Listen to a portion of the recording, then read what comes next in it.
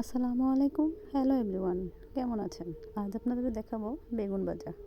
বেগুনটা ভেজে ভিন্নভাবে একটু পেঁয়াজ দিয়ে কষিয়ে নিব। ওটা খেতে আসলে খুব ভালো লাগে।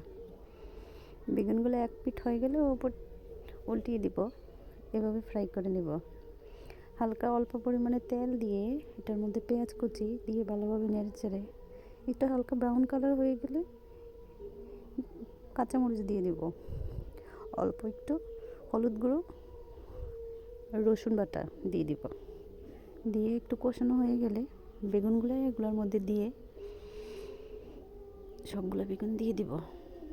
দেওয়া হয়ে গেলে ভালোভাবে নেড়ে চেড়ে একদম রেডি হয়ে যাবে আমাদের বেগুন ভাজা। এভাবে বেগুন ভাজা খেতে আসলে খুব মজা। প্লেটের ভাত একদম নিমেষেই শেষ হয়ে যাবে। ধনিয়া পাতা দিলে আরও ভালো লাগে, হাতের কাছে ছিল সেজন্য দিয়ে দিলাম।